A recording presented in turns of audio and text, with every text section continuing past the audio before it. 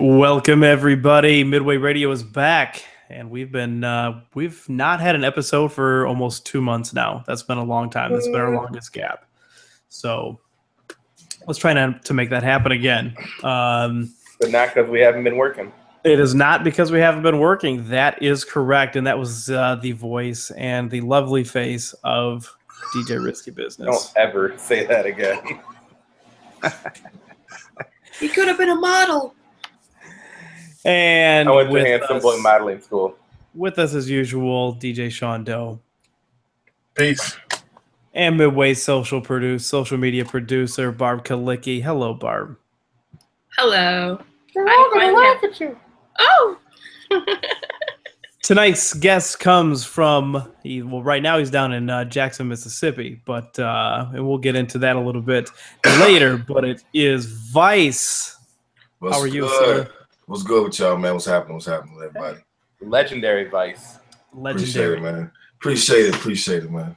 Who, Yes, sir. while being in Jackson, Mississippi, and I'll let you finish, I just have to say, people that don't know, Jackson, Mississippi, as they'll watch the, which will be featured in the film, there is a super deep-rooted connection between Chicago and Jackson, Mississippi, not just in families and people, but in hip-hop itself. Mm-hmm. And Vice is a major part of that. Yeah, yes, man. Yes, sir. Down here, yeah, that's true. Risky knows his history there. We'll get into it in a little bit. So yeah, before we get into our guest, I guess some Midway updates. For those of you who've been following and get your news from Midway Radio, I guess the latest stuff is our Google Talk is finally up and online. So for those of you who weren't able to attend live back in February, you can check that out. It was a good discussion with all of us here, including Grayson and Amani, who are not here tonight, but talking about the project and the background and everything else that we have going on for it. So if you go social media and everything, we've got links all over the place. Talks at Google, and you can check that out. Hopefully the graffiti talk will be up at some point as well. We're trying to get that done sooner than later.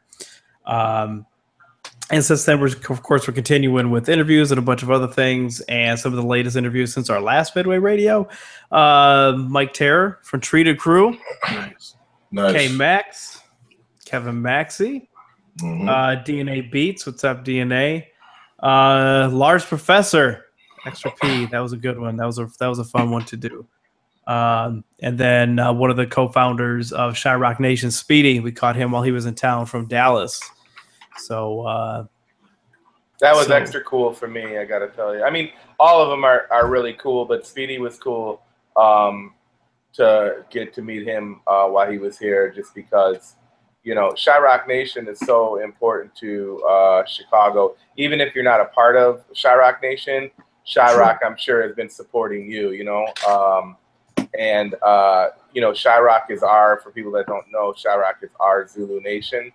It's kind of a parallel group, so to speak. And you know, Speedy, Fahim, Pac-Man, Scope. I believe Scope is in Florida, maybe, from what I heard. They were some of the original founders, and just shout to Shyrock, because, you know, Shyrock Artistic, everybody with Shyrock has been supporting us, and we support them. No doubt.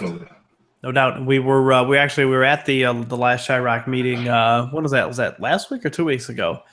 Now, yeah, about 2 weeks ago. 2 weeks ago. Yep. Yeah. So they got some really exciting things happening, and we'll be talking more about that probably next week.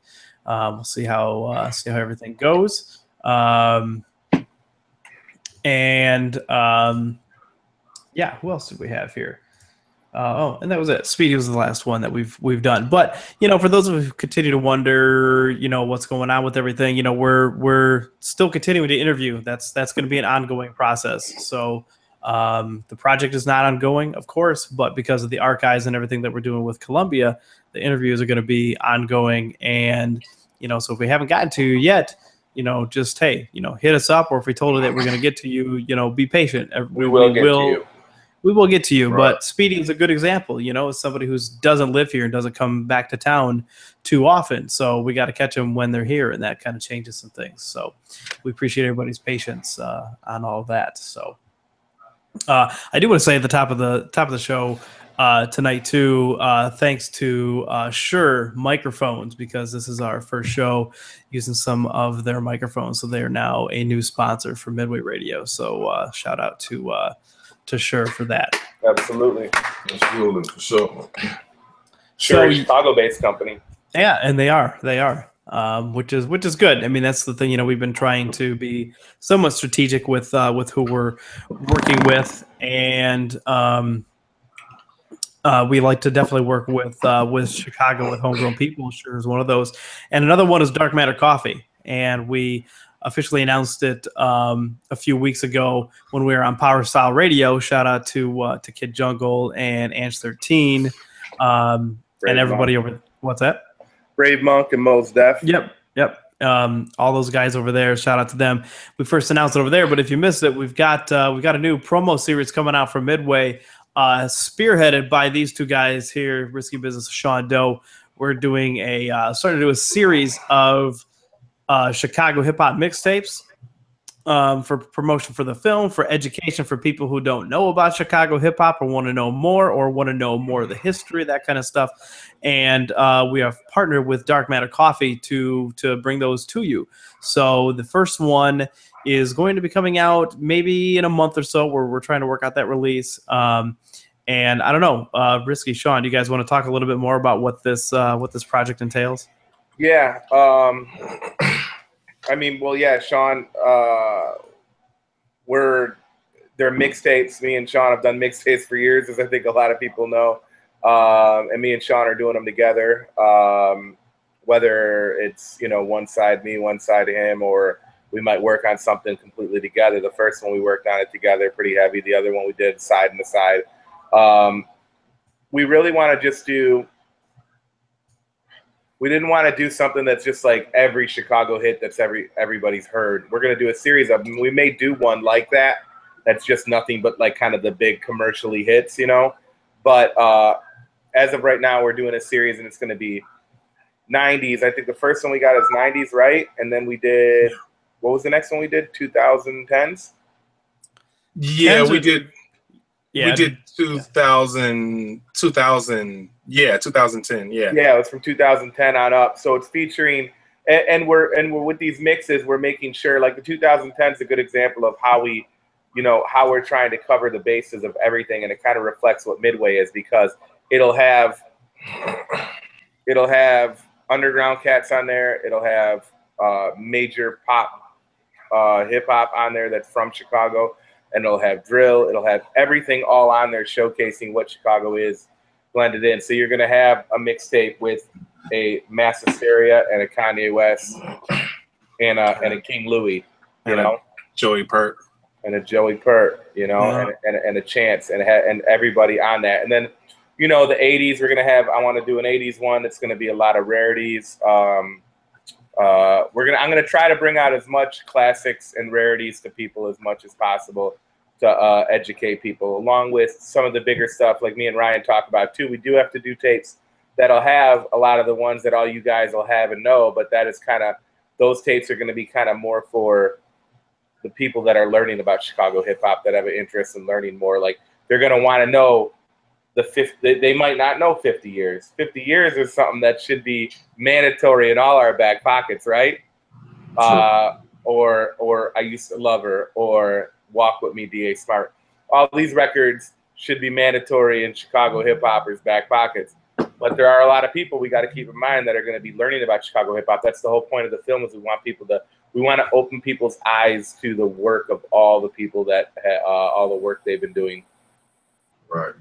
I think these mixtapes are going to be very different from the mixtapes that have come out before, especially the ones that we do like back to back, like where Risky does one song and then I do the other song and then Risky does the other song. I mean, it just brings about a really good dynamic for mixtapes. So I hope you guys enjoy, and we put our heart into it. So yeah, we're going over stuff, and we're like, well, that's a big hit. Let's do this one because this is a Chicago classic, but people don't know this, and we need to throw it on. Like certain people, it doesn't get enough play, and it's funny. We were looking at each other, and me and him go, "Oh, we need to make sure Angie's on this one." I'm like, we need to make sure Angie 13 is on everyone.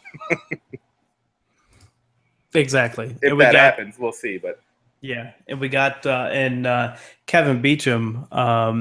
I know all of us, because of the holidays and because of everything else, we haven't talked officially about anything in a few days. But Kevin Beecham is going to also be helping us with that. So nice. Yeah, he'll be working. So yeah, Kevin, as everybody knows, Kevin's been on the down low for a little bit, but he's ready to get back into some stuff. So he's real excited for some. Yeah, he's been real busy with Rhyme Sayers, and he Yep. just got a big promotion over at Rhyme Sayers, and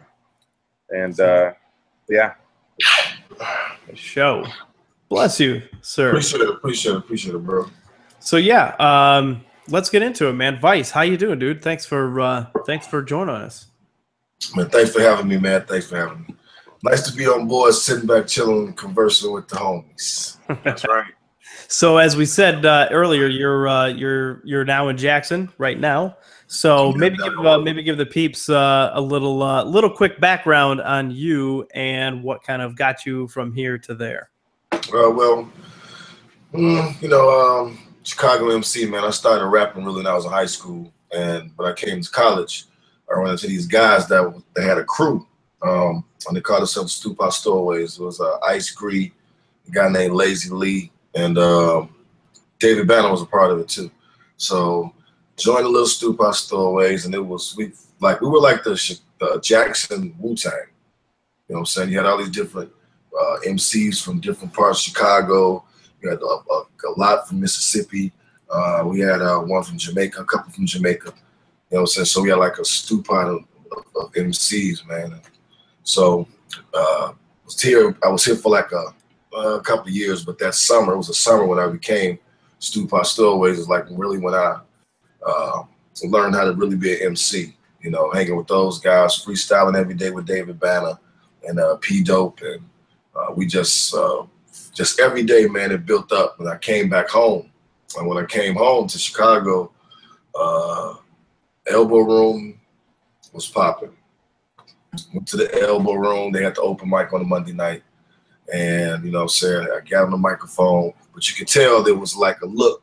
It was me and my guy Clutch. It was looking like, who is this dude? You know, we don't know you. You cool, but we don't know if you had touched this mic for a little while.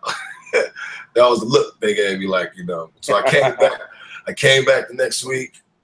I couldn't get on the mic. Came back the next week, couldn't get on the mic. Came back the next week, couldn't get on the mic. So at this time, the spot had just opened up on Randolph. And I went to the spot, man, and Lil Ray gave me the microphone, and that was it, man. And ever since then, it's been an adventure to get me from there to where I am now. And it's like a full circle, because I come down here to work. My cousin DJ Scrap Dirty is here, and this is where I come at. You know, it's one of my foundation. Well, I moved back here like a couple of years ago, so I'm chilling down here, but I'm always moving around. But you know, so like I'm back down here, like swinging the sword, man. Scrap's watching us on YouTube too. So shout out Scrap Dirty. Wait a minute, I told you up here. I already talked to him. I told him he needs to be on it. So Scrap, come on, Scrap. Hey man, you know Scrap, get it, bro. You know, Scrap is my cousin, so he's right down the street. He's moving around, so he might ride down. I'm not saying, man, come by and ride down the crib, man. You sit in. I mean, do it, but I'll tell you what, Scrap needs to come up to Chicago. That's right. The West Side has never been the same since he left. Hey man, yeah. But yeah, y'all, it wouldn't be bad. You know, Tony Baines just left here. Baines was down here. Yeah. He'll be back in a couple of weeks. So yeah, man, y'all come down. I saw Tony Baines' Instagram pics. I know he was down there. Yeah, he was down there getting it in, man. So it's like, this is where we get the work in, man. You know what I'm saying? And so we here right now. We got you know what I'm saying, we got some projects dropping. The Dream Team is something that Scrap is about to drop on us. The first single, as a matter of fact, drops tomorrow. It's Fillmore Green and rapper Big Pooh. Okay. Cool, and it's produced by Rashid Hadi. It's called Time Traveling, and that comes out tomorrow. That's the first single from the project. Y'all got to pick that up. And then the Drunk Uncles will be hitting y'all with something in a couple of weeks. And then let them know who the Drunk Uncles are if they don't know. Let them know the crew, and let them know. Tell them about Drunk Uncles, because that is one of the gems of Chicago hip hop. Yeah, the Drunk Uncles, man, is Lid Law and Tony Baines. Respect to those two. Those are the Drunk Uncles, man. Lid Law and Tony Baines. And I talked to Lid too. We're gonna get Lid in when he's in. Yeah, he told me. So, you know, that's the crew right there. And then you know, the dream team is myself, Illa J, Rashid Hadi, Fillmore Green, Scrap Dirty, rapper Big Pooh, Tony Baines, Lid Law, my girl Latasia. It's like we got sleeper cells, man. We got some sleeper cells ready for cats, man. Scrap think he doing something. Cuz put together a monster, man. So that's what we do, man. We do, you know, it's just good music, man. We're just gonna stay on the lane of doing what we do, what we've always done, and that's just put out good music, man. And also big up to the Dirty Slums too. There is a short list of about maybe 10 or 15 holy grail Chicago hip hop pieces. Right. Cassettes, vinyl, you know, one of them is OZ and the Devious Crew, Right to Rock, that 12 inch is a holy grail. You know, JD Walker's first record, even his second record really now is kind of more of a holy grail. You know, that there's a handful of them out there, and I could go down the list, but one of them that's on there is the Stew Pot Stowaways cassette that was featured in the Source magazine. Yes, it was. Where is this?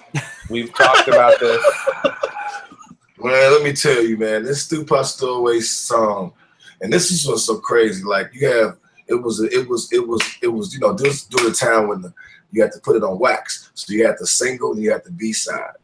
So on the first side was I forgot to think of the song, the Stew Pot theme song. It was produced by my guy Humdinger and myself.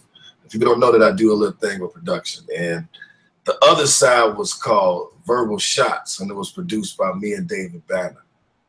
And we put this joint out on tape, man, and I swear it was in what was the name of the record store down here? Bebop Records, and it was another one, man, and it was selling out.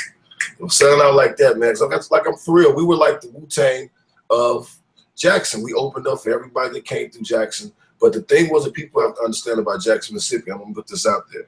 When I came down here to college, I had family down here. So I would come back and forth to Mississippi. And people thought that Mississippi was country and slow, and they were not. It's a very big hip hop. Hip hop is live and well down south. And in Mississippi, man, when I came here, they were dressed like you had some people dressed like they were from Cali. You had some people dressed like they were from New York. You had some people that dressed like they were from, it was just, but hip hop was big here, man, and it was the South took over New York's crown. I mean, and that there's no argument, man. The South organized, and the South created an infrastructure bigger and stronger than any region there is. So off of a lot of support. Man, you could put a record out in Atlanta or Mississippi and not sell one north of the damn Mason-Dixon line, and you'll go gold. And you'll go gold. Yep, they support, man. That's one thing that they do here. So it was like people were very, you know, I don't think they were surprised, but you had people coming to town. Like J. Cole just left here a couple of weeks ago, and it was his first time coming to Jackson. And he did it so dope. He went to the Chitlin Circuit towns. Man, the place was packed. And he was like, I will be back. I did not know I had this much love in Jackson. Like Jackson, man, is like Malaco Records is here. You know what I'm saying? So it's like it's you have a history rich in music here, man. So, you know, but you know, we have fun, man. But that tape is, I'm still trying to find that tape too, Risky, man. That tape was That's what we're talking about. That's the essence of what like needs to be on one of these mixtapes. Yeah, man. Like we trying to find the guy that we recorded the spot at, but there is one person, and you know what? This is the thing. I will have the video of it. One of my homeboys, man, he has the video, the actual video. We shot a video for the song. You know, when Arsenio was out, you had to send the videos in. We would play the people's videos. So we sent the video, man. It didn't make it, but you know what I'm saying? It was cool. But we'll talk. I'll talk to you off air. We'll talk. We'll have a conversation about this because I'm on the hunt. Mm-hmm. I'll be hunting with you, bro. Well, let's go hunting for your music. Let's get it, man. Let's get it, man. You think David's got it? No, Benna doesn't have it. Like we all, it was crazy because at the time, you know, we all have one. They all gave us just one tape. So we're trying to see if my boy Chris Carr has it because it was on DJ Finesse's label, and Finesse said that he's down here. It's DJ Finesse. Big up Finesse. He was like, I'm gonna go look and see if I have it, the real's Vice, because I might have the real. So. Yeah, he actually just tweeted about it like a year or two ago. Yeah, and I tried to go back to the link, but the link that he put up for it doesn't work anymore. So yeah, let's. Yeah, well, that's my guy, man. I'm gonna holler at him, man, and see if we'll get on that. Yeah, I'll give you the information. Yeah, I'll give you the information. It's, you know, he'd probably be able to find it quicker. You know what I'm saying? Something on it. No, beautiful. Well, so you also have a long connection with Detroit, the Detroit scene. Yes, sir.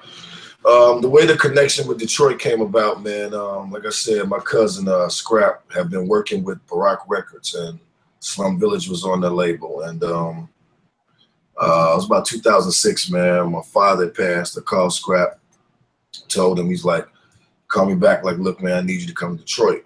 And so I went out to the D, and I recorded this verse for the Dirty District for Volume 3 album, WCHI, me and Lid. So story goes, my cousin told me, and get the guy over the label, like, they put the song in, they push play.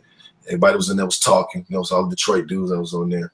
And then when I came on, they just stopped. It was like, who was that? So Scrap was like, that's my cousin. They're like, okay, get him here. So I came to the D, and I had already met Elzai T3 and Batem before. Opened up for them a couple of times, the Drunk Uncles, and by myself, me and Tahir opened up for them at Isaac Hayes. Oh, Isaac Hayes. Yeah. I was at that show, yep. Yeah, Isaac Hayes, and the Sub T was the one with Prism and Slumville and Drunk Uncles. Yep. And so I had met them.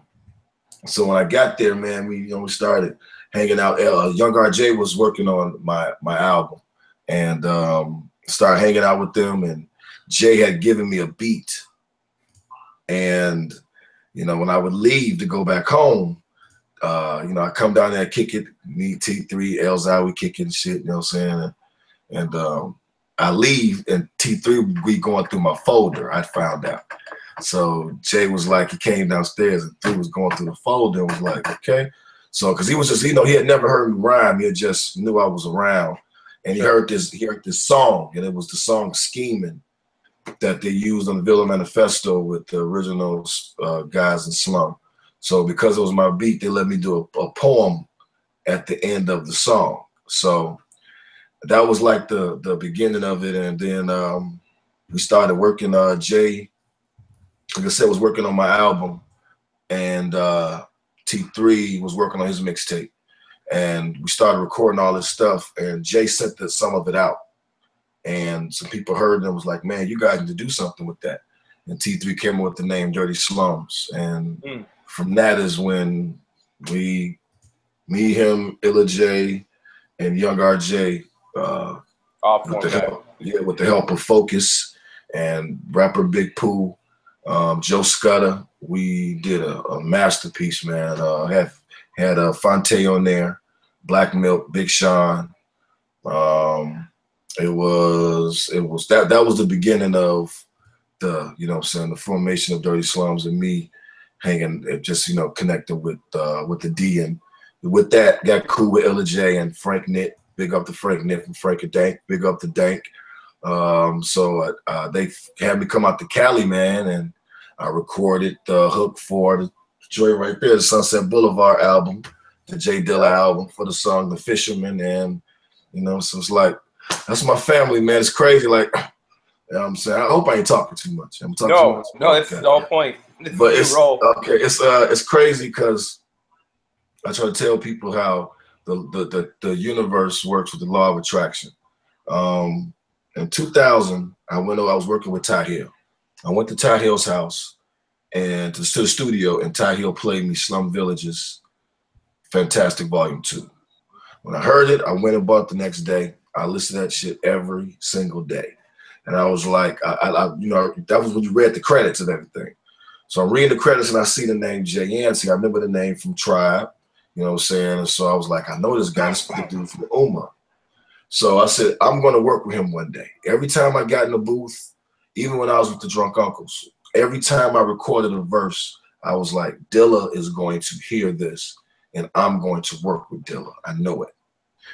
06, Scrap called me, was like, man, Dilla passed. It was like a punch in the chest because it was like, damn, I'm not going to be able to, you know what I'm saying, fulfill that because I want to work with Dilla and Slum Village. I want to work with them. So when 06 came, and we're looking at 5 years of putting out a universe. So when 06, 07 came, and I'm out there in the D, and I'm actually working with these guys. You know, then I go out to Detroit, and to LA, and I think it was 2013 to lay the hook for the Yancey Boys joint. It was like crazy that you could actually put things out there in the universe, you know what I'm saying, and it could come back and touch you because manifest destiny. Yeah, manifest destiny, man, because that was what I always wanted to do. It was like it was just something about Dilla and Slum Village. Like, I'm going to work with them. I love Tribe, you know what I'm saying. I love P Rock, you know what I'm saying. But I know that I wanted to work with that guy, and so to be able to still be able to have my voice cemented on one of his beats, you know what I'm saying, on one of his albums. Like a real official release, not some freestyle that somebody because that's Dilla after the fact, and like, oh. Because that's wax, as you see. If I'm not correct, I think I gave Sean Doe. I think Doe has the instrumentals. Oh, okay. I think he has the instrumental of that one, or it's the Evolution album, one of them. But Doe has the instrumental. So, yeah, man, that's how I got connected with my fam out there, man. Big up to my guys out there in the D, Fat Cat, Black Milk. You know what I'm saying? Elzab, Fat Ray, all those guys, man. Those dudes are my guys. Chicago's always had a really good connection with Detroit. Really, all of them. Yeah, right down the street, man. 4 hours with cousins. Yeah, no, I actually got to meet and hang out with Dilla a few times.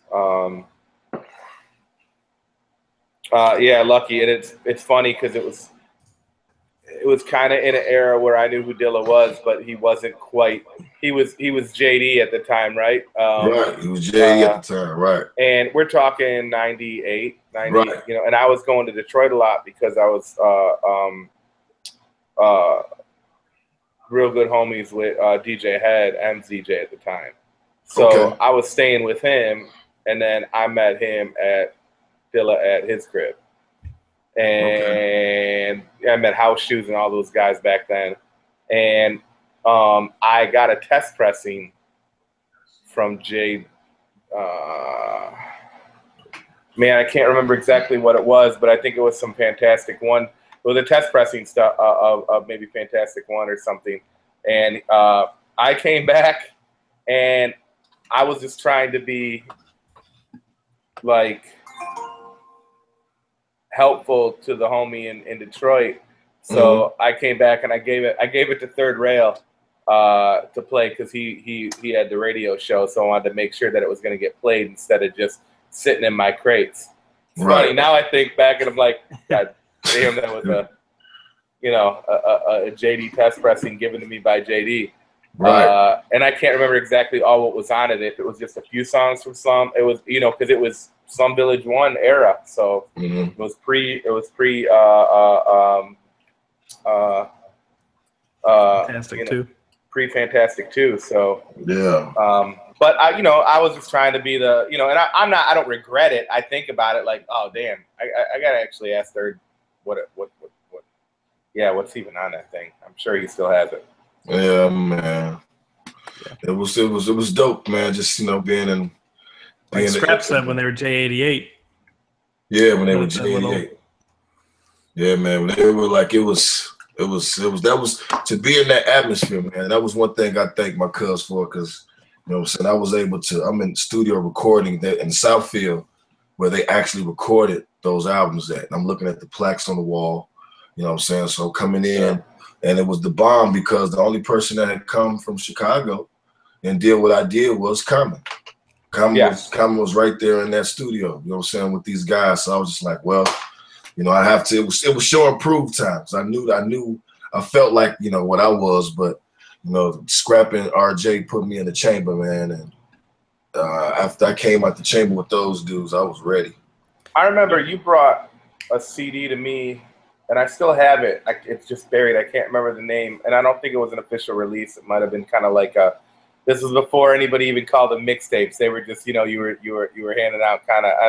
I don't know if it was an album or a demo or what it was, but I remember the track, and I put it on one of the mixtapes that I did. Ryan, you remember it was on one of the Second City mixes. Yeah. But you flipped, and I don't know if you or Tony or who did it, the beat, but it was a flip of the Minnie Riperton sample. Like you're talking about the it's called Spit. The song is called Spit. Clap to this. Clap to this, man. Ty Hill did that. That was off the but that was an actual release. That was off an EP I did called the 6-6. Yes. The 6-6. Yeah, I remember, because in the corner it was said 6-6, and then it was your face on it. Yeah, dude, that and I love that so much, because typically that era I wasn't going too crazy on when someone was using the same heavy sample as something else. Mm-hmm. But it was flips. You'd done it so differently, and you kind of owned it, that it wasn't Tribe. It was completely different, and I love that record. Like Did you have it? Yeah. Okay, I thought I sent it to you. Yeah, man. That was. Oh no, I got it. Yeah, I said it's buried right now in my. Oh well, room right now. I can send you that on the email, man. That's no, I got it there, and it's in my iTunes too, for sure. But like, man, I burned the CD and stuff like that. But I'm saying the CD's in there. I just couldn't remember the name of the track. But I'll never forget Clap to this. Now I remember Clap to This, because it's throughout the whole thing. But the way you flipped the Riperton sample, or how it was flipped, and the way you rhymed out on it, it was super dope. And I was like, okay, this dude's. Man, I appreciate that. I appreciate that, because I used to see Risky, man. You didn't work at Shrewd, did you? No, I didn't work at Shrewd. No. Okay. Sean worked at Shrewd, right? Yeah, I did. Yeah, Sean was at Shrewd. Yeah, but I remember seeing Risky back in the days, man. And I used to get the mixtapes. You another guy that I put in the universe. I was like, I got to get on one of these damn mixtapes. I got to see him one day and give him some music so I can get on one of these mixtapes. So I remember I had that mixtape too, man, when you put that out. I remember that. Nice. Yeah, my whole thing, that was a series of mixtapes that I was only doing Chicago artists on. Yeah. I put Chicago artists on other mixes, but I was just over like anything that's not Chicago. I was just, and I still kind of am. I like stuff outside of Chicago, but I'm just kind of like over anything that's not us. Right. Yeah. Right. I feel you. I just tried looking to see if I could find the covers for that, so I can see the track listing. I've got those saved on some hard drive somewhere, but you should have it, Ryan, because you've got my whole. Yeah, I gave you everything I've ever had. Well, but I mean, we put out those mixtapes. The mixtapes, yeah. So I thought you meant his EP. Yeah. The EP kind of had a little leverage. It was crazy, man, because this is real talk. We only made about 45 or 50 of those mixtapes. Oh, sure. Of that EP. Only about 45 and 50. And I remember it was who we gave it to. I gave one to No ID. And was another guy, I think his name was Kevin something. He worked for Airster Records. He was from Chicago. I forgot his name. But it had got to them, man. They called me to sign a deal, but find out called me at work and found out my age. They asked me how old I was. I was told them the truth. And I was like, damn, you the little lady, she's like, you a little bit too old to be rapping this. I was like about 28, 29 then. Oh my God. And I was like, she's like, is that all you do? I was like, that's all I do. You just call my job. She said, so I'm a damn teacher. You call the job and answer the phone. So you notice is that all I do? So the guy called me back afterwards, man. I forgot his name. Damn, and he was like, look, Vice, you see how they are. You know, they want young kids that's dumb to sign these contracts. You're really a grown ass man. Put that shit out yourself. And I was like, you know what? That's smart. And it got to No ID. No ID was letting his artists hear. My boy Mickey Halston told me that No ID would have them listen to it. You know what I'm saying? So it was like that was a real you know, that was real. That's kind of like a holy grail too. And Sean, you know Mickey because you went to high school with him, right? I don't know. Did you go to Roof Central? No, I went to CVS with SB1. Oh, you went to CVS. Okay, Mickey, I think, went to high school out in the burbs, right? Yeah, he went out there. Yeah, I thought Sean went to Rich Central with him. I went to when I moved out to the suburbs, Mickey was like my little bro, man. That's like he was young. He was a hooper. He was a hooper, like he. Oh no, I've seen him play because remember Ryan, we used to hoop up at where we used to see him play at he played at what was it, the LA Fitness on Roosevelt. Canal and Roosevelt. Yeah, man. We thought he was going pro, man. He was in high school. That's how Mickey was cold. And I would come home from Jackson State, and I would let them hear because they were like, you know what I'm saying? I'm in college. They were like seniors. Mickey was like a couple years younger. He was like a senior in junior high school. I would let them hear the shit I was doing. You know what I'm saying? They kick it. Mickey was like, man, you really rapping for real, Vice? Well, they would call me Vice, but he was calling my real name. Okay, you real rapping? You doing this for real? And then I came back one year, man, and saw him, and he was killing. I love songs, you know, say, yeah, man, that's little bro. But that 6'6" EP was like, we're gonna put that back out too. We're gonna put that back out. I'm putting my opening back up my website in a couple of months, and we're actually going to re-release the 6'6" EP. I mean, that's the thing. Like when I'm doing these mixtapes, I'm digging that stuff out. Like I'm digging things like that out to throw on these tapes. Like me and Sean are digging for stuff that's not like your average stuff. We're putting good records on. Like, you know, one of the records we were digging through, and we were going through Metal Giants records, and we're like, nah, put this one on. They were like, no, please. I was like, put this one on. And Sean was like, nah, let's do this one. Yeah, Metal Giants. Yeah, man. It's dope. Yeah, man. It's like, you know, those you're right. Those are the and what's so dope about it is that's why I say a lot of times Chicago was so dope because we didn't really need A&Rs. We was grinding so much, going to all of these open mics and hitting all of these radio stations and being cool with all of these DJs that the music that you're talking about putting on these mixtapes those songs were done in 97, 98, 99, 2000, 2001. Yeah. And they still sound good in 2017. They don't sound dated. You know, it don't sound like some old school. You can tell that's old school boom bap. People will hear it and be like, that's new. You know what I'm saying? Because it was actually fit, man. Chicago had a lot of, like the planet. It was like when Guru said the planet Brooklyn, man. I always tripped on that because I feel like that Chicago was really a planet. There was so many superheroes, man. We're our own people, man. We're cities within one city because it's so divided from the segregation. And we've talked about that umpteen times on this show and through the movie. But we talked about that too. Yeah, and again, once again, to kind of just put things into context, when I'm referring to segregation, it doesn't necessarily even mean racial segregation because of all the gang groupings and everything that's involved. So there's so many levels. Yeah, there's so many levels. So it splits everybody up, and you got the north side, which is so different, and the west side is so different. And you know, we've talked about this several times on this, but we are cities within one major city. And we are our own planet, and we do things our own way. And, you know, that might have affected why the industry didn't want to, you know, go too hard with us. Well, yeah. I don't know, man. I don't know if they were scared of Chicago, you know, what it was. But I think Chicago I think it scared people. Like, I'll put it to you like this. I just came from Vegas with the Violators. They had a retreat, like a vacation out there. They had a showcase.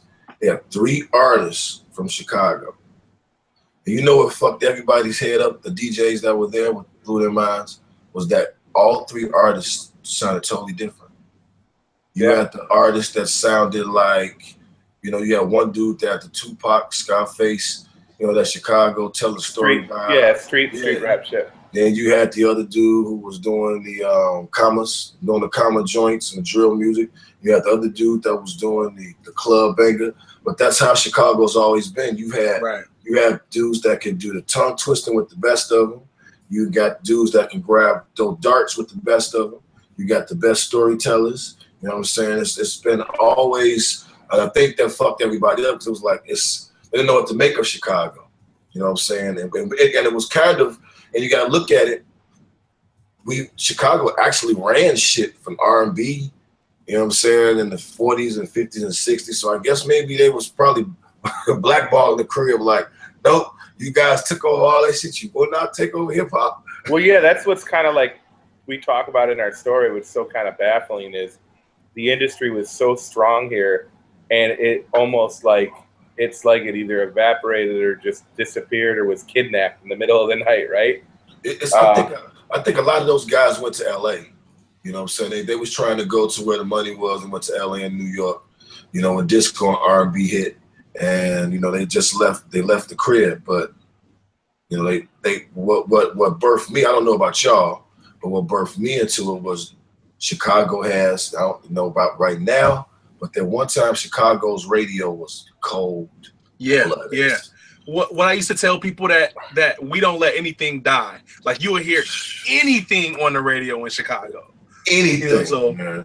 And I'm talking about growing up when I'm 8 and 9 years old, man. Like WJPC, and then this is what I'm talking about. You know, you guys, when we was taping off the radio, you make your own tapes, man. So I would go from 102.7 to 107.5 all the way to B96 to make my tapes, and then I would do the KKC.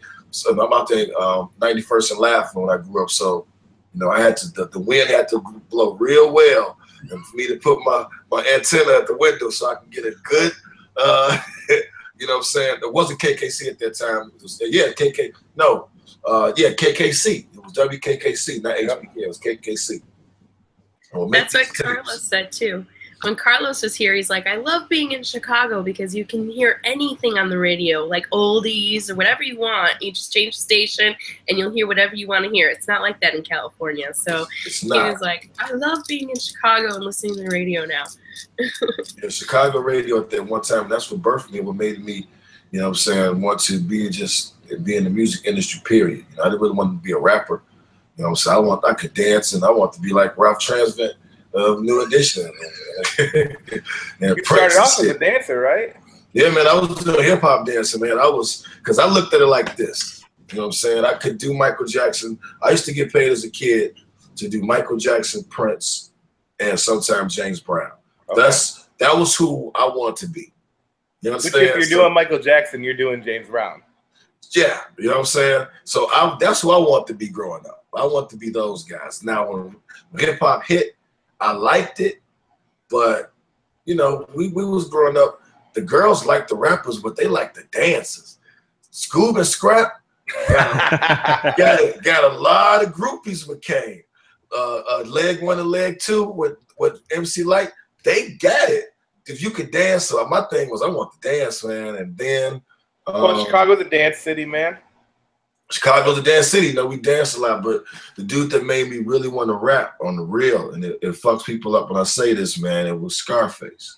Scarface is in my top 10 MCs. That's not if anybody listens to rap, then no one should be surprised, because if somebody tells me Scarface is in their top 5 MCs of all time, I won't ever argue with that. Man, Joe, the album that had Money and the Power on it. I forgot the name. Mr. Scarface is back. Mr. Scarface is back. When I heard that, because I was playing around with rap. When I was playing around, I was doing, you know, freestyling with guys, and I would write songs. But when I heard him do that, I heard that album, I said, I could do that. And my friends were like, you should really take this seriously, Chico. You sound good. And it was when I heard that album, man. So I was, and then, you know, and I loved Rakim. You know, I love Big Daddy Kane. I love Ice Cube. I love Slick Rick, MC Light. All of these MCs, man, different. I mean, that's what fusion. Face was Slick Rick, but to the streets. He was, exactly, man. He told stories and he was clever. And what he told, and so was Willie D. Like the whole thing of how they did their thing was so dope. I would study all of these guys, you know, and people listen to my style. I keep 100 with you. It's a lot of MCs that I listen to. Rakim, CL Smooth, Shock G. You know what I'm saying? I really loved Shock G and how Shock G told a story and how he used his voice as an actual instrument. OC, you know what I'm saying? There was a lot of MCs that I listened, Q-Tip, you know what I'm saying, I would listen to over and over, Black Thought, you know what I'm saying, and you know, and learn how to enunciate word, listen to those guys, man. So who was the first influence as a Chicago MC to you? The first influential Chicago MC to me, it would have to be, I'm gonna keep it 100 with you. It would have to be, it was actually two. Okay. My family, they both my brothers now, Juice and Gravity. Okay. I had already heard Calm, you know, with the for sure, you know, can I borrow $1? You know, and you know, I was cool. I was just like, okay, Calm, cool. And I went to 95th J Chill Records and kicked it with No ID and Doug Infinite. You know what I'm saying? And so I knew Calm was cool. Plus he wasn't common. He was common sense then. Yep. You know, with bye. You know, he was cool with the shit, you know what I'm saying? He was cool, but you know what I'm saying, he wasn't calm like he is now with the sword. The sword is steady. So when I first heard, I was in Jackson, man, and like I said, we the Stupa Stowaways. We killing it. And my friends would go home and they would come back home and they was like, hey man, it's this dude named Juice, man. He kind of cold, Vice. You know, me being the MC, I was like, man, I don't give no fuck about no damn Juice. Who is Juice? You know what I'm saying? I don't care about no damn Juice. So I come home and I go to the elbow room. And I think Fat Joe was there that night. I was there. And Juice got on stage, man, and destroyed. Like, and I'm looking at him, you know what I'm saying? And it was like, I'm gonna keep 100 with you. I used to box. And I look at hip hop as boxing. You know, you just sizing up an opponent. And I remember looking at him going, damn, like, dude is cold-blooded. Like, he had came in, I think he had just shitted on Fat Joe's set. Like, in other words, like, I know y'all came to see Fat Joe, but I'm the superstar up in this motherfucker right now. And when I left there, I was like, okay, one of these days, I'm gonna have to probably battle this dude. So I gotta get myself ready. And then a couple of days later, I ran into Gravity. And we were freestyling the cypher and he started rapping. And it was really three. I'm gonna keep 100, it was three. Juice, because Gravity rapped and Metamo rapped after him. Okay. Those three dudes were like, when I heard those three dudes, I was like, okay, it's some. I mean, Metamo's like the Tupac with his voice. He's like the Tupac of Chicago. His voice is so unique. He's like a rock star, and I mean, he's like a quintessential rock star of Chicago. But him and Greenleaf. And the shit that he's saying, you know what I'm saying? The shit that he's saying is so like, it's so metaphorical, and the shit that he was saying, I was just like, wow. So it was those three dudes, but after that, because Common got my attention with Resurrection. You know what I'm saying? He really got my attention with Resurrection. But it was when I heard One Day It All Makes Sense, was when I was like, all right, Calm is about to fuck the game up. And then I think that was about the same time when he dissed Ice Cube. Sure. So I was like, yeah, Calm is gonna fuck the game up. So, you know, It was after, and then after that, man, every MC I met afterwards was just cold. From Calm to Rhyme Fest to Sean Lett to Dirty MF to Lil Ray to, I'm talking about during that time. And then came back and the Double Door was popping. And then you got Pugs Adams and, you know, saying Lil Mono and Hollywood Holden was coming out.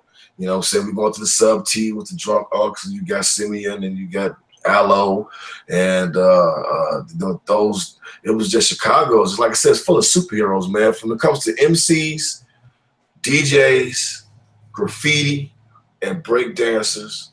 And I'm gonna keep it 100 with you. I'm gonna go all the way to the journalism. Even the journalism and people that they talk about shit in Chicago, it's a step above everybody, man. You know? So if everyone's superheroes, who's the supervillain in Chicago? And that doesn't mean whack or bad. I'm just saying like who's like the infamous killer? What do you mean? A rapper? Yeah. Like who would be the supervillain? And again, I preference that as I don't mean like somebody's whack or anything like that. I mean like a murderer. Like the Suicide Squad? Like lyrical murderers, like you talking about lyrical murderers who like I would call them sleeping cells. Like you got to send somebody out there to get some motherfuckers. We'll send these people. Yeah, who's the Suicide Squad of Chicago? Who's the Mount Rushmore of Chicago hip hop? There's the Suicide Squad. Wow, the Mount Rushmore of Chicago hip hop. I would say the Mount Rushmore of Chicago hip hop is Common. Twister. Let me see, Twister, Kanye, of course, and Shauna. I would have to put Shauna. Okay. You know what I'm saying? Because we gotta represent the ladies out there, you know. And the thing is about Mount Rushmore, that's just the four faces that represent everybody. Mm-hmm. Yeah. Yeah, so if I had to put four people that represent Chicago, I would put Calm, I would put Kanye, I would put Shauna, and I would put Twister. And you mentioned Twister, and you know we were talking about Suicide Squad. I don't think people understand what a killer Twister is. Like Twister, people kind of think like Twister's just, you know, he does a thing and he twists and he raps about pimp stuff or baller stuff or any of this stuff. But if you came at Twister, I think, and that's another thing too, Twister can do any style. His moneymaker is that that twisting. But and so I mean, and if it ain't broke, don't fix it. But you know he did that record with No ID and Raekwon where he was just basically spitting in a normal rap cadence and murdered everybody. Murdered. You know what I'm saying? And murdered. You know what I'm saying? People see, but you know what's risky? They wouldn't know that. Chicago cats that was at the hip hop barbershop. We was outside of the Gargoyle. Well, I don't know what the name was the place, man. I think it was the Blue Gargoyle. Blue Gargoyle. Yeah, man. Like we'd be out, and you know this. Whenever there was a show, there was an open mic, we were outside, ciphered up. Every time. The show would be outside. The show was outside, man. It was outside, ciphered up. So you saw just like, you know what I'm saying? The like, I remember the first time I heard Ants 13, man. I was like, what? What in the world is fucking going on? We was outside I think it was the Elbow Room, man. I couldn't believe it. Like I would go home and I loved it because it was sort of like what was going on in Jackson. You know, we always came with a crew, and you had all of these different crews at these different clubs. So where we were battling on the mic, you know, my cousin Scrap and DJ Fingerprint was battling dudes on the tables. You know what I'm saying? We have a guy named Flip Flop, rest in peace, and my boy Leo Twitch, who was battling cats on dancing. That's what we were doing in Jackson, Mississippi, man. And we were going through Mississippi killing. And so when I came to Chicago, it fit right into it. I'm seeing the same exact thing again. Like, you know, my boys outside battling, and we just in the cipher, just ripping it, man. And it was like, you know, I think I talked about this with you guys on the documentary.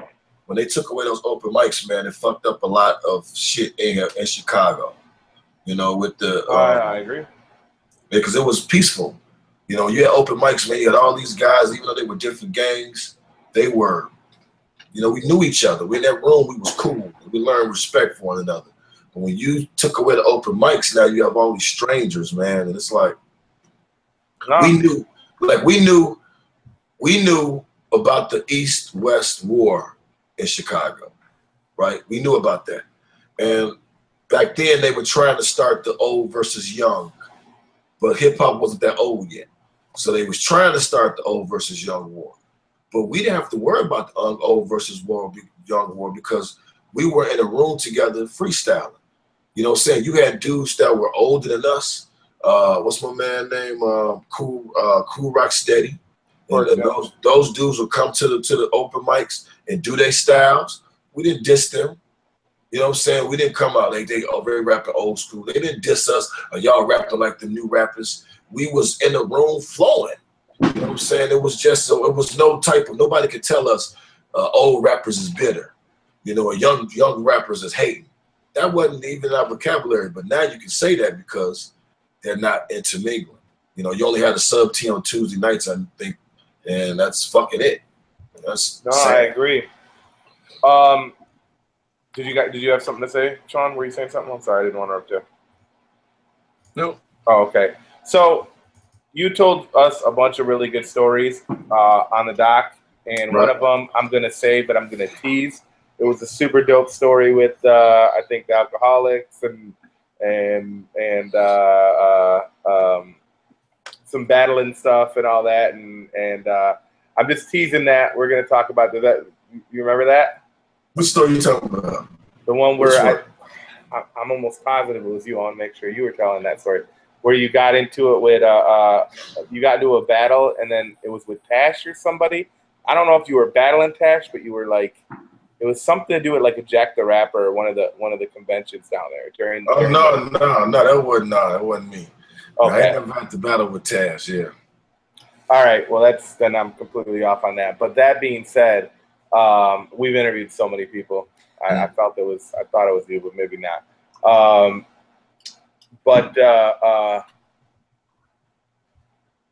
You're partnered with Tony Baines, one of your partners in crime, and I need a story from you about Tony, because anything involving a Tony Baines story is scary, hysterical, nuts, and all those things wrapped up into one. Man, one Tony Baines story? Yeah, I mean, I know you got 40 of them. One Tony Baines story. Let me see. One Tony Baines story. Let me see. Man, I got so many Tony Baines stories, man. It's hilarious, man. Me and Baines have been friends. It was I'll tell you one. We used to meet up at the I'll tell you a story. This is crazy. And this is why it's so crazy about Chicago hip hop. All right, I'm coming from the south suburbs. Me and my boy Clutch Cargo, and we would come down. We were cool. It was DJ Ram. We had made this whole family, man, and the whole family was the Renaissance. And you had the Scientists of Sound, which was Vice Versa, Clutch Cargo, Rhyme Fest, DJ Ram, and my guy Fahim. And you had the True Black Tribe, which consisted of Frost and Ab G and Flex, and then you had the Elements of Nature. So it was like when we heard each other, it was like we crew. So we would meet up every Monday and Thursday at the Elbow Room and the Spot. And my guy Sandman and Tony Baines used to have blunt rolling contests to see who could roll the best blunt, and whose blunt would look like a baseball bat. And Tony would be like, every time, that was the thing. So we pull up, Tony would be like, yeah, I was holding off some grade just for you, Sandman. And they'll sit there and roll up, man. And you know what I'm saying? And that's just one story, man. Tony could write a book of insanity. Yeah, man. And it continues. Like, yes, it continues. And it continues. Like, it's like you could talk to him on Monday, and then on Thursday, 9 things have happened to him that don't normally happen to normal people. Man, look, I remember one time I was in the car with Baines. We were leaving Baines' house on the west side of Chicago, man. And we pulled up in this area. It looked like it was part of a movie. It was crazy. We pull up at a stop sign, and we're talking. We're so into the music. I forgot to lock the doors. A dude walked, an older guy. He was about to be about 50, so he was on drugs. Walked over to Bane's side on the passenger side and just opened the door.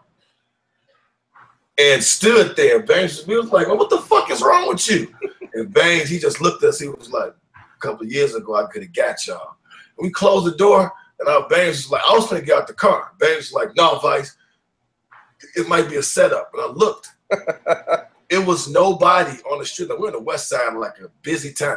It was nobody out at this time of night. I'm like, what the fuck? So, and we drove off. But that's like, it was always that's crazy. Yeah, I've heard a lot of stories about the house on Austin. Vice. Here's something that I want to know. How did the Drunk Uncles form? How did y'all form? How did the Drunk Uncles form? We'll keep it, the Drunk Uncles form like this. Me and Tony Baines we started working together, and we had a group. Our group was called TV, because this was when everybody was, Tony and Vice. Right. But it was TV because everybody was watching television. So we were like, since everybody get caught up in television, watch the real TV. So nice. we were gonna, get our little work on. And so Tony came up to the suburbs, and he was out there at Ty Hill's house working on some beats, and Lyd came through, and Lyd spit. And I met Lyd, but I didn't know Lyd would flow like that.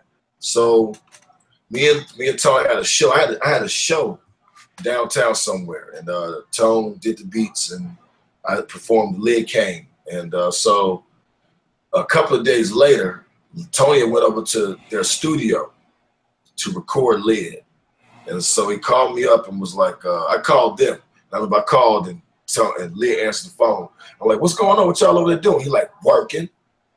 I'm like, oh, okay. Y'all working? What the fuck y'all working on? He like, come through. So I drove over there. I got there, and Baines was like, hey, man, we was talking about doing a group thing. Why don't we just add Lyd into the Drunk Uncles? I was like, I ain't mad at that. And the first song we recorded was Leave, with the Michael Jackson sample, and talking about the green. And after that, man, it was on the pop. I didn't like the name though, but it kind of had to grow on me after everybody was loving it. Oh yeah, I hated the name, man. I hated that name. We had a big ass fight about that damn name, man. Who came up with the name, Tony? No, as a matter of fact, it was our guy Klepto. Young Klep was coming down the stairs. We were downstairs, man. We went and got a whole bunch of beer. I'm a beer drinker. We had beer, we had vodka, and they were drinking Willie P, white poured Kool-Aid. So we drinking the shit. He comes downstairs, and he's like, y'all look like my drunk uncles. And Tony and Lyd thought that shit was so genius.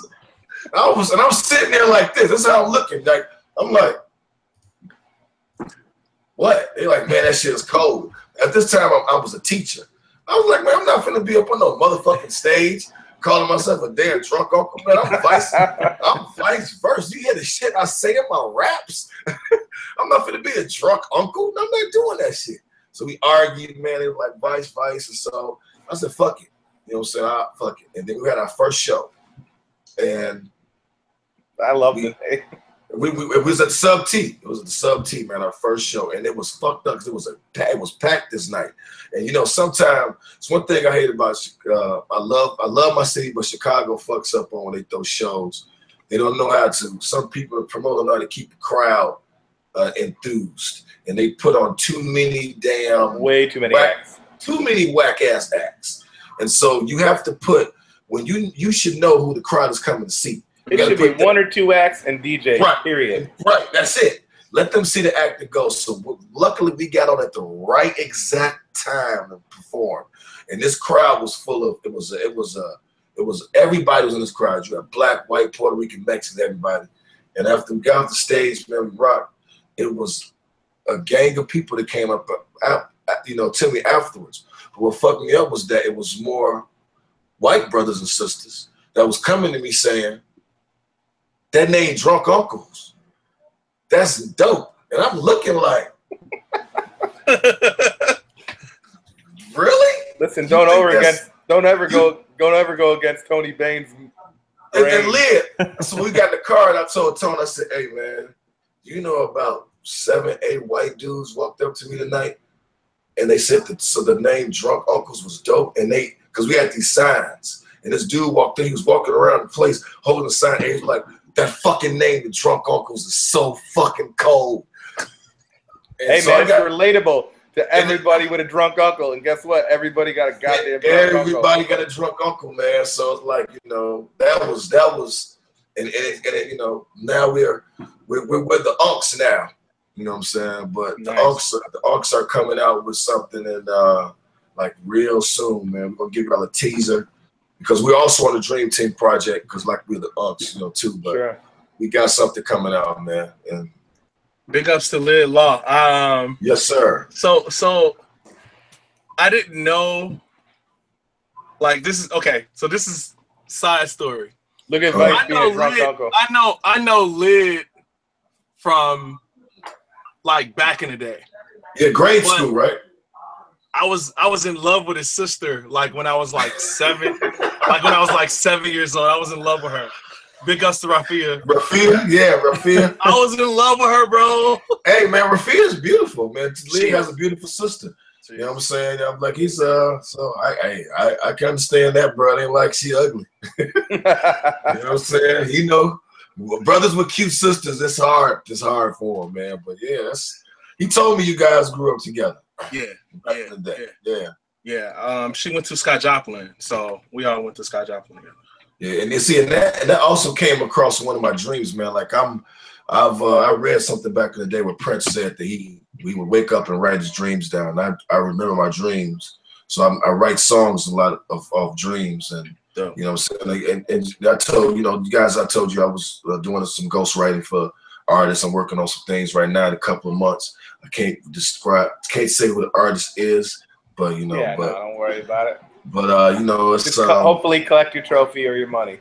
Oh, all day, all day long, man. But yeah, we the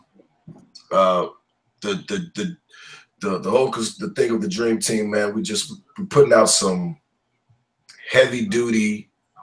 Cause it's gonna be some great music, man. It's just gonna be some great. I heard one of those songs. Which one? The time travel? Yep. Yep. Yeah, man. Yep. The Rashid Hadi and the Fillmore Green. And big ups to Fillmore Green, man. Big ups to Fillmore Green. Like Phil is he's so dope, and not too many people know who he is, but people will know who he is after this. I'm so glad that he's getting on. He's a very good MC. If you haven't heard of Fillmore Green, look him up on YouTube. He has a bunch of videos out, and it's pretty bananas. So big ups to Fillmore Green.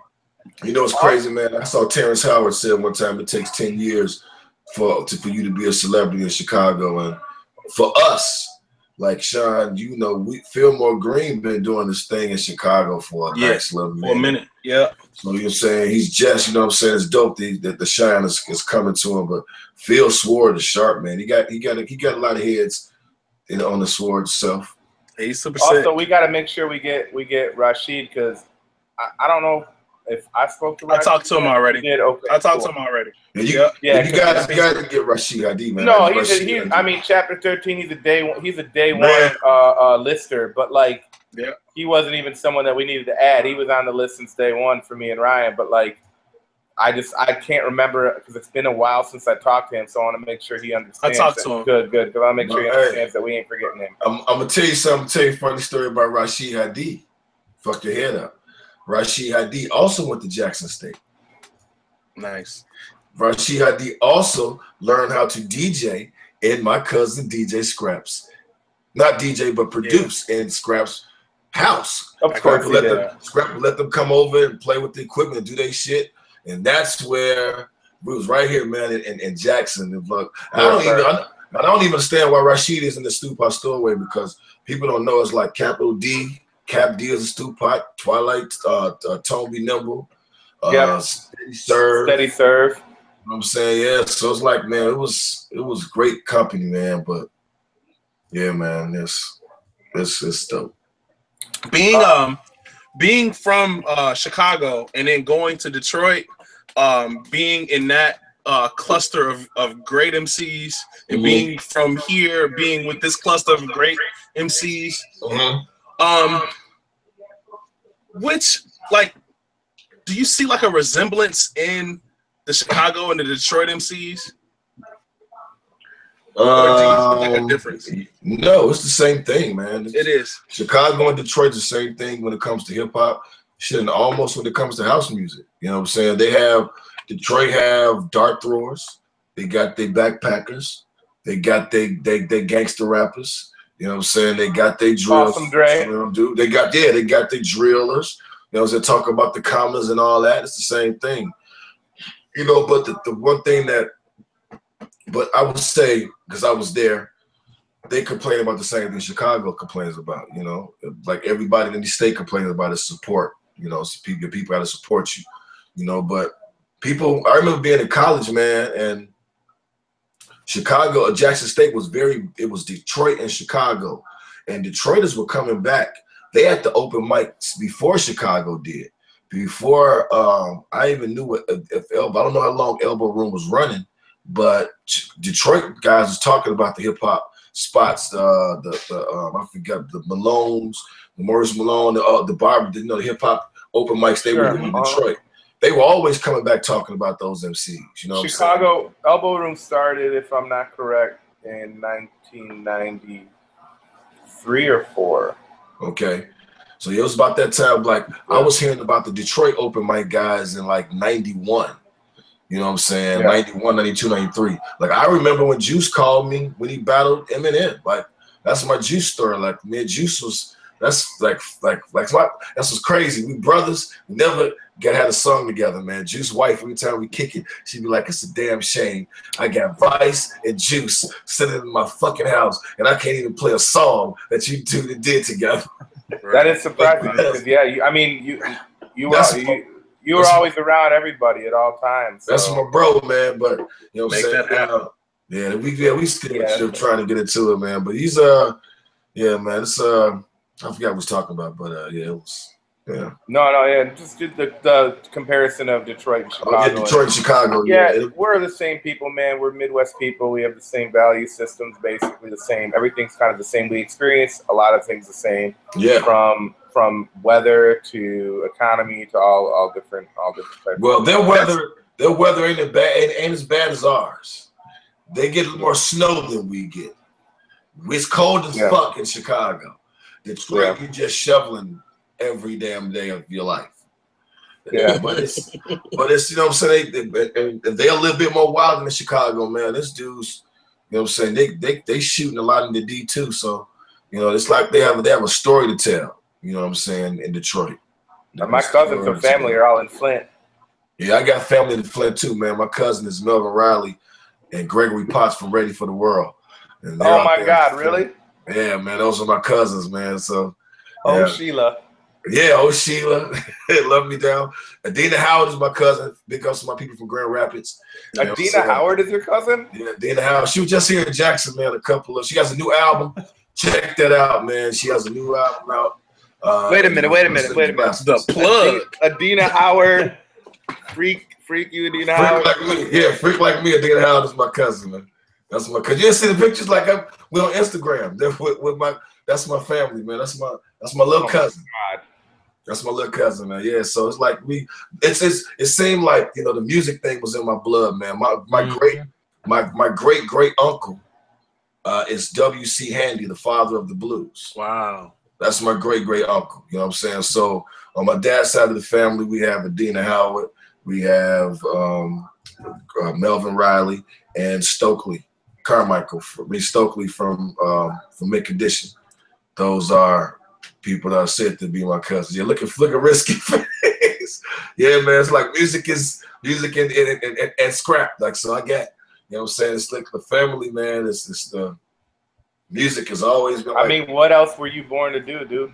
Man, and then, you know, my dad and my mom, I grew up in a house of music. You know what I'm saying? My dad, I wanted to ensure his record collection with the Lords of London, man, because I just put a video up about that. This is real. Every producer that I've ever worked with, I gave them samples. Like if you sit down with Doug Infinite, No ID, those are the first dudes I gave samples to. Came through the studio on 95th, J Chill Records, man, with his backpack. And I'm like, I got these records. And this was when my dad had all the records, so I would just play the good part and take the good part and fade that in and fade the rest of it out. So I'm playing these tapes for Doug Infinite. Doug Infinite was like, Dion, come in here, man. Listen to the fucking records this dude got. So they gave my dad a list. They were like, can your father find this list of records? And my dad was like, yeah, that's easy. He got paid for that list, man. So I had, for Tony Bangs, I gave him beats. Me and David Banner probably still has tapes that we got from that made in my dad's house. So like every producer I ever worked with, from Chud Music to Twilight Tone, to like I said, Bangs, to Young RJ, to Ty Hill, DJ Thunder. Every producer that I ever worked with, man, I give them samples. Trey's beats, you know what I'm saying? Every last one of them, man. I got a library on top of a library, man. So, so I hear, are you on Adina's new single? Check this out. There's a story about that. That's a little nugget from our friend Scrap. Yeah, man. I recorded a verse to one of her new singles, and she came to Jackson. She let me hear the final version of it, and my verse is taken off. Another rapper was put into my place, but when I tell you who the other rapper was, I wasn't mad because it was him. She Tech 9. Oh, nice. Tech 9 is on the song. Yeah. You can't be mad at Tech. I couldn't be mad. Amazing. She was like, cuz you're not gonna be mad if I play the song. Are you gonna hear? I was like, no. And I heard it, and Tech snapped on the album, man. You know what I'm saying? So, yeah, man, my cousin, that's my family, man. That's my little cousin. Tell her, be like, no, that's cool, cuz just make sure I do a record with Tech 9 now. Hey, and you know what? And Tech 9 is one of her favorite rappers. You know what I'm saying? He really is like one of her favorite rappers, man. And, he's a cool dude. I got to meet him, and I kind of semi-DJ'd for him at Double Door one night playing. They needed me to play some records for him, and I rocked some records for him that night. But yeah, man, he's a cool dude. He's a cool dude. I met him a couple of times, man. But yeah, my cousin, go get that new album. It's called Resurrection. Adina Howard is dope. You know what I'm saying? It's dope. But you know, maybe we could use my verse on the remix. That's you know right. But, there you go. You know what I'm saying? That's my family. But you will be hearing her on Vice's projects and the Drake. You'll be hearing her on some of our stuff. So awesome. You know what I'm saying? Yeah, man, that's my family. It was crazy. It was crazy when I found out, but yeah, that's my cousin. So I just wanted to shout out, and we talked about it before, just on a side note, but before we make sure, I want to get it in before we get out of here. I had ordered and read Chainsaw's book, Ill for Life, My Time, My Story. It's basically his stories from growing up in the Ill State Assassins, and kind of like the history from his point of view. And I read the whole book. Amazing. Anybody that, you know, if you want to know Chicago hip hop history and you like to read, the book is like $10 on Amazon. I highly suggest buying buy a physical copy. Pick up a book, people. Turn the TV off and read a physical book. Most definitely. And you know, if you're Chicago hip hop, pick up this book. It's got amazing stories. A lot of stuff he actually talked about in the interview, in the Chamber interview, and they talked about the formation of Ill State and some of the crazy stories and stuff. You know, there's stories with Tupac and other kind of like just nutty Ill State stories, but like it's an amazing book. Do you have any Ill State stories or anything about Ill State, Vice? Man, hell yeah. Outside of what's the spot in Hyde Park called? NAACP. What was the place? Rainbow Push. Rainbow Push spot, man. When Raekwon and Ghostface came to perform, and Twilight Tone let me come up on stage and bust some freestyles before the show. I'm outside, man, and we outside like always Cypher, and that's how I came up against the Ill State Assassins, man. It was like a lot of the MCs, man. You know, they was taking people's heads off, but me and my crew got a lot of respect. It wasn't really no battling. We just was Cypher. Sure. And I became so cool with so many of them, man. From what was the Talent Fest. Oh, Talent Fest. Mm-hmm. Talent Fest that had wasn't Trackster. Yeah, Trackster, K-Tone, and Toxic. Yep. Yeah, King Tone and Toxic were two of the first ones I met out of the crew. But yeah, man, those dudes were. I remember just having total respect for them because one, they were dope and they were so deep, and that was something that was an example. They reminded me of the Stupa Stowaways, but they were just deeper than us, and you know what I'm saying. And everybody, I didn't hear anybody that was whack. I mean, their lineup. You've got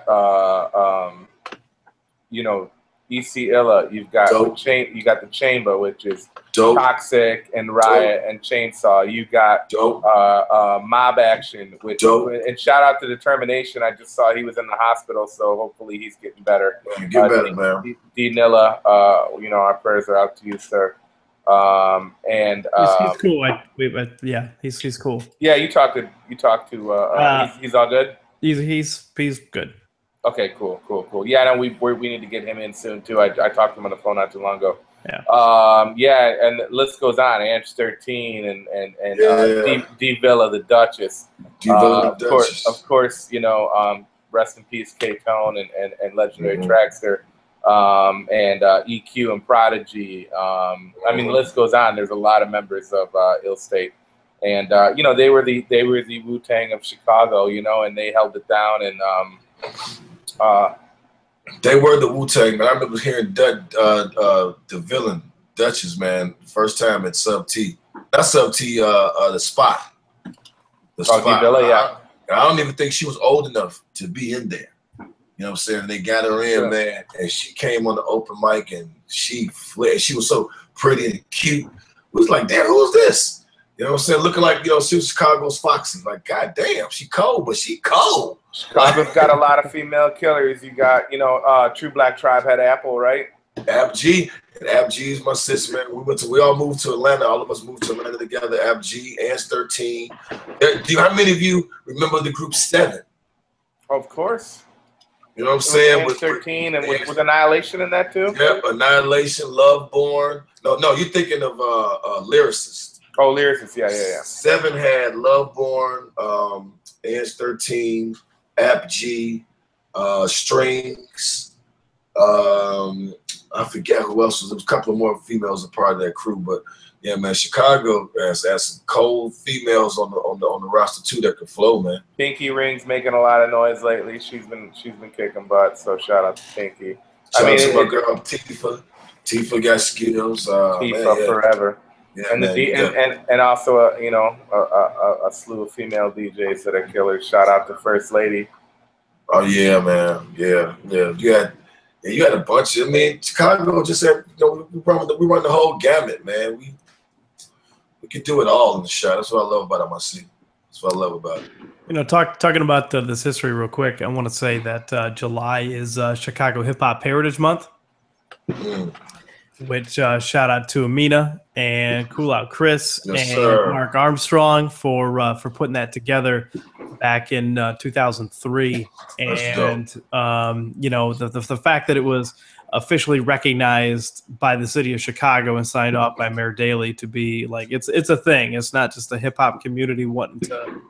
No, it's recognized by the city of Chicago. It's a legit thing, and it's something that the city of Chicago co-signed on. So they're doing. I don't have a full list of the events or anything that's going on, but there's a ton of stuff going on throughout the month. So be sure you check out Midway social media. You're going to see some stuff with that. Midway's actually going to be speaking at. I believe it's at Columbia on July 19th, talking about stuff with a panel discussion with some other people. We don't have the full details of that yet, but we will, or we'll put it out as soon as we have it. So, cool. So check out that stuff. For sure, man. But I don't have the music, but should we move on to this or that? Yeah, for sure. Cool. Risky, you go first. So basically, this or that is literally what it is. I'm going to ask you a question, this or that. So since I asked you earlier if you listened to the new Jay-Z album, and it's entirely produced by Chicago's No ID. Big bro, yes sir, yes sir. So I am going to ask you, and I'm not asking about raps, we're talking about production, and it may go without saying, but this or that, Resurrection, which is entirely produced by No ID, or the new Jay-Z album? The new Jay-Z album. Really? Okay. Yeah, I go with the new Jay-Z album. Well, that's a good point. You break it down because No ID actually, we all know he changed the sound of hip hop when he dropped Resurrection. But this new music that he gave Jay-Z is just it's like off the wall and Thriller. Yeah. Okay. You know, both are dope. You know, Off the Wall was for the clubs. Resurrection was for the, the cars and Jeeps. And this 444 is for your house. It's the house studio Bosey system. You know what I'm saying? It's a grown man, No ID, grown man Jay-Z. That's great. No, that's a great description. I still have to listen to it in full. So I was in Cincinnati over the weekend and didn't have a chance to catch up. But from what I heard, I'm intrigued and very interested to actually give it a good listen. Unlike a lot of new. It's dope. It's dope. Jay Dilla or JD? Jay Dilla or JD? I'm gonna go with Dilla. Why'd you choose Dilla? Why did you choose that? Because Dilla was Dilla Dog was Dilla Dog was Dilla Dog could take 3 instruments with a drum and make that into a beat. You know what I'm saying? It was just JD was cold because we got to remember JD was who was with the Uma and was giving them. He gave Tribe Get a Hold. I mean, Get a Hold, man. Listen to Get a Hold, man. Get a Hold was just fucking cold. Once again, you know what I'm saying? That shit was just cold. But then when you get to Dilla, man, Dilla was who did Fantastic Volume 2, man. Dilla was who was doing the Frank and Danks. You know what I'm saying? And Dilla was just bananas.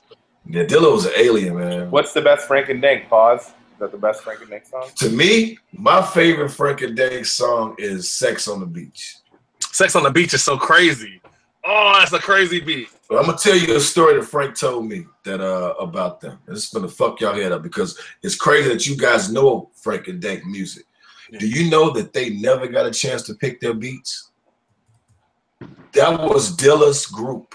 And Dilla was like, whatever I give you, you're going to rap. You have to rap on it. If you don't rap on it, you don't have a beat. So he gave them their songs. That's why their songs all sounded super different. You know what I'm saying? Everything sounded super different, like it was for. He gave them their songs, man. So yeah. Frank and Dank had some cold ass shit, but Paul's is one of my favorites. But Sex on the Beach is probably and MCA.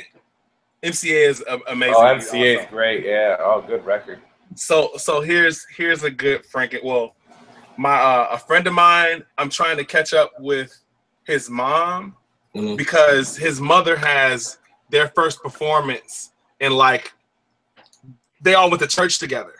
So their first performance was in this church, and she definitely still has the tape. Oh, let me tell Frank that. I think I think he knows. Okay.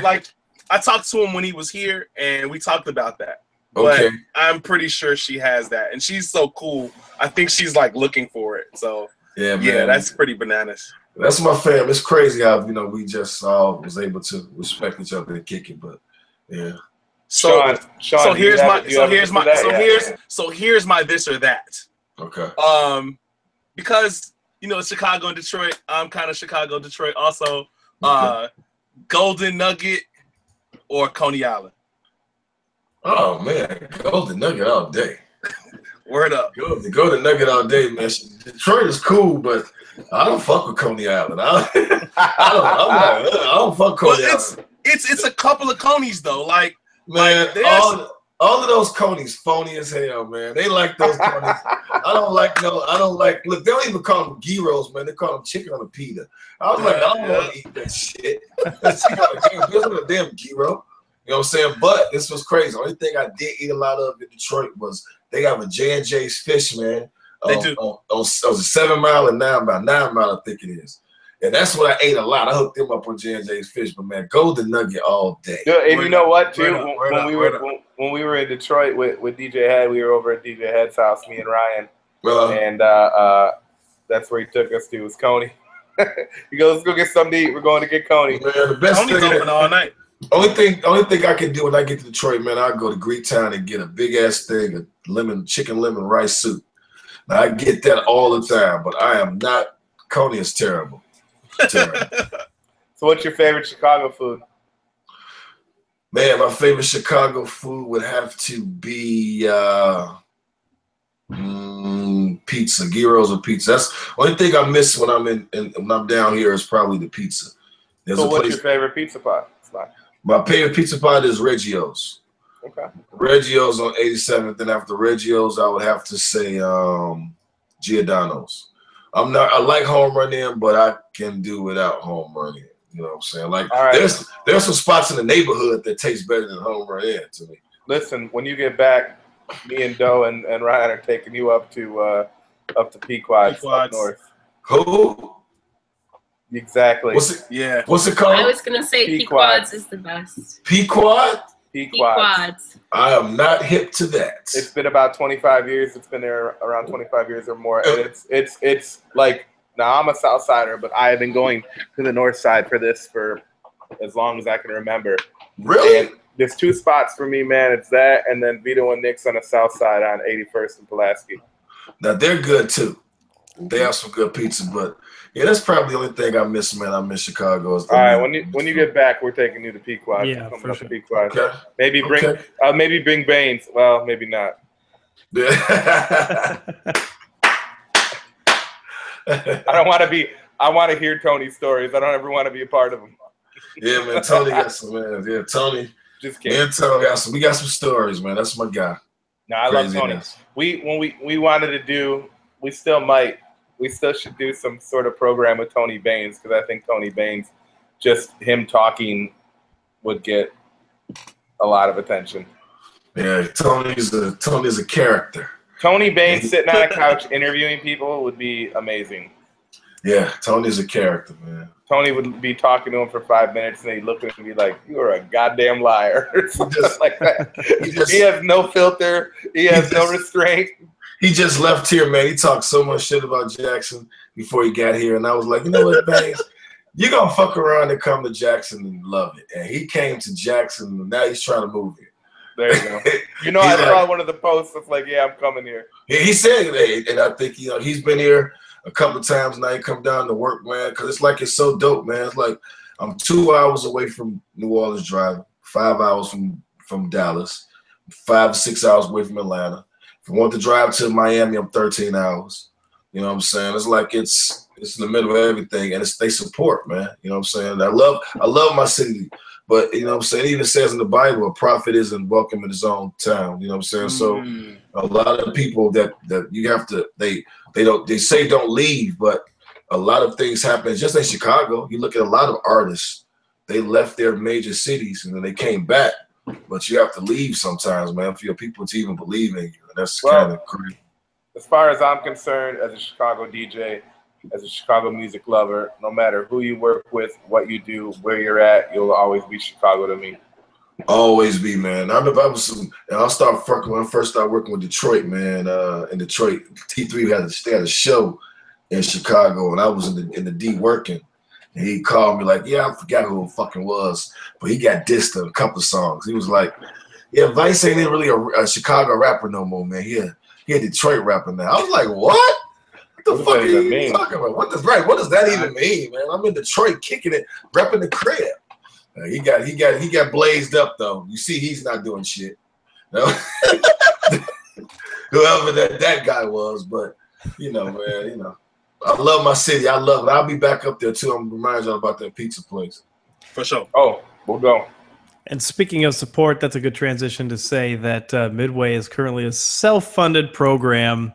And for over 3 years now, the Midway team has dedicated time, talents, and even full-time jobs to continue to document, collect, and bring the story of Chicago hip-hop to life. Project of this size, they can cost into the hundreds of thousands of dollars, and we've got a very large budget to produce. But we're doing it on a shoestring budget, and it's difficult to say the least. So we appreciate any funding help we can get from the community to help with the cost of gas and parking for interviews and additional hard drives and storage space and web hosting and promotional efforts and all that kind of stuff. So you can also help us out in two ways. You can either give us a little something through Patreon, which is a crowd-funded site for artists, and you do that on a monthly donation. So instead of giving $20 or $50 or whatever you want to do, you can give $2 or $5 or $10 a month to us for that. And the other option is to give a straight donation through PayPal, and we appreciate everything that we can receive. So, but if you can't do any of that, we at least ask you to please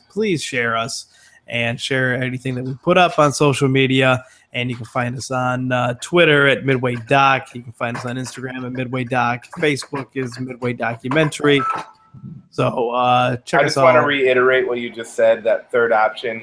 If you can't give money because sometimes, life hits you and you can't, but you actually want to support Midway, again, I can't stress enough, sharing anything you can do to share, like see our posts, share them.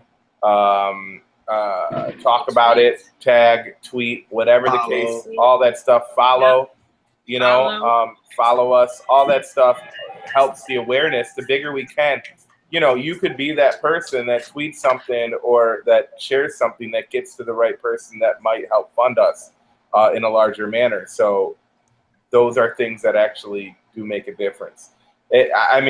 Sharing is massive. Sharing is caring. Sharing is caring. It is. And for more information, too, you can always sign up for our newsletter. It's got a bunch of cool stuff. Some of the stuff we don't put out on social media, you can only find there. So go to the website, midwaydocumentary.com. Sign up for the newsletter there. We won't spam you. We only send one out about every 4 to 6 weeks or so. We try to do it monthly, but sometimes we lax a little bit. And the newsletter, too, I just want to kind of add on, like I was telling Vice earlier, the newsletter is to let you guys know what we're doing, to make sure you guys are aware that we're working every day on this, or we're doing something on this, and it keeps you up to date with who we're interviewing, what's going on, because there may be, like, we haven't done Midway Radio for 2 months, but again, like, it wasn't for a lack of working. We've been working on other stuff, so you can check the newsletter and see, man, these guys are still going. This is still going. It'll keep you aware that we're still interviewing. It's still happening. A work in process. Or if we got anything big that we're doing, or we want to be as transparent as anything. And we want everybody to be aware of all what's going on with us at all times, because it's not our film. It's the city's film. It's everyone's film. It's your film. Yes, it's your film. We've got some exclusive content from Rich Jones this month. We've got some. If you want to know more about Chicago Hip Hop History Month, Hip Hop Heritage Month, you can check that out in the newsletter, featured artists, and a whole lot of stuff. One thing that I like to do, little, just to keep a little tally of just how massive this project is, and we've got a little section of Midway by the numbers. And for those of you who may not see that or miss it or whatever in the newsletter, I just want to say that as of now, we've conducted 207 interviews, and we've talked to 306 people. If we're counting all the groups and stuff as individuals, so it's that's dope, man. Yeah, and the fact that you guys in the hotel and it was in the museum, that was dope. Oh, thank you. Yeah, that's gonna happen. That was only a quick little one-day scenario. We fully intend on having a major exhibit at a museum at some point. That's going to run for months, hopefully. Yeah, that was dope. Yep. So with that being said, Vice, man, where can people check for you, check for your music, check for you on social media? What Man, you can find me on Instagram at Viceverse You Dig. On Twitter is Viceverse at Viceverse. On Facebook, they fucked around and the government made me put up my government name, so it's Kevin Perkins on Facebook. But you can catch me on those outlets, man. And y'all be looking forward to this music. Like I said, we got the Dream Team project coming out. We got the Drunk Unks project coming out. We got my little sister. She's Sleeper Cell. Remember this name, Tasia? Remember that name? She's from Grand Rapids, man. She cold ass MC, female MC. She's just remember that name. That's one of the Sleeper Cells coming out. So we got some projects, man, about to hit y'all on y'all chest fully. So be ready. Right. And look over your back. Someone's coming out of your closet. Be crazy. and the Viceverse album, Smoking Mirrors, will be at you guys soon too. So Sweet. Cool. Barb, if people want to like learn more about you and social media and everything, where can they find you? Well, you can find me on Facebook at Barbara A. Kalicki. I think that's what it's under. Also on Twitter at Babs76_, and on LinkedIn, I think it's Barbara Kalicki. So that's where you can find me at. Risky business. You can find me at Instagram, DJ Risky Biz 1975. That's where I post a lot, or on Facebook, it's just my name, Chad Sorensen, ChadSorenson. Sean Doe. Instagram and Twitter at DJ Sean Doe. Facebook is my name, Rasan Sean Doe Hawkins. And yeah. And you can catch me at the Promontory this Thursday. Oh yeah, talk about that really quick. I'll be at the Promontory. I'm opening for Wise Intelligent from Poor Righteous Teachers, and I'm also doing a video mix. This week has been really crazy for me, but you know, we lost one of our soldiers in hip hop, Prodigy. Rest in peace to the infamous. And he passed away from a disease called sickle cell. Sickle cell basically means that most people's cells are in a circular motion. These cells are sickle. It makes for living difficult. People get really sick. My dad and my uncle had it. My dad has it, and they go through this thing called the crisis. Prodigy went through the crisis and did not make it out. So it just kind of affected me so much because it's a part of my life. And I am going to definitely do a video mix tribute at the Promontory this Thursday. So please come through. Please come through. Rest in peace, Prodigy, man. Violate all day. Yeah, I got to do a show with Mobb Deep a year ago. Those really cool dudes. Was that last year? Feels like a year ago, yeah. The best part about that is, hold on, let me tell this funny story. So anybody that knows or has been to where I DJ at on Friday or Saturday nights, Sean Doe DJs there with sometimes when I'm not there, Sean's there. It's a place called Sweet Lounge in Old Town. Mm-hmm. And there is my homie Adam Krupa. He is a large dude. He's about 6 foot. How tall you think, Sean? He's like 6'6" or 4 maybe. About 6'4". 6'4", 6'5". But he's like a big dude, maybe like 350 pounds, big dude. But not like a fat dude, just like a massive dude. So he's a big dude. He's a massively big dude. Good job. He was like, yo, I want to come to that Mobb Deep show. I'm like, okay, cool. So I'm like, I'm just going to have you come in as crew. You're going to work on lights or whatever. I'm just going to say you're going to do this, and you're going to come in to get backstage and all that. So he comes, and we're on the side stage, and they're getting ready to go on, and I'm like talking to having Prodigy for a minute, and I'm like, yo, guys, this is the homie Krupa, and Krupa was so excited to meet them, right? And Krupa, literally, these guys come up to like, if you've ever met Havoc and Prodigy or saw them, they are small dudes. They are little guys. Yeah. Like they're like Mike One small. Yes. Right. So, right. So yeah, you're in line. Yeah, that's true. So shout out to one of my best friends, Mike. Mike One. So they're like barely at Krupa's waist. Krupa's like, "What's up? Want to smoke with me?" and Krupa's trying to be all cool. And I'm like, "All right, guys, I'm gonna go watch the stage at the bar because I want to get a drink. So peace out. I'll see you guys later."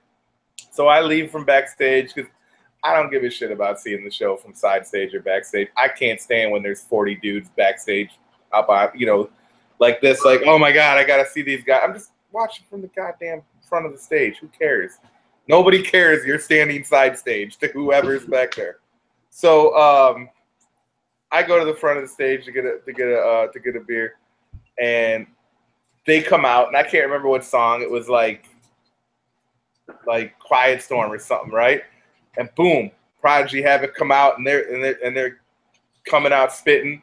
Right behind him, Adam comes walking on stage with him like he's part of the group, and he just stands backstage with them the whole time, just smoking back there like this, whole time bouncing like he was part of Mobb Deep. I'm like, oh my God, it was. He talks about that. He loves that night.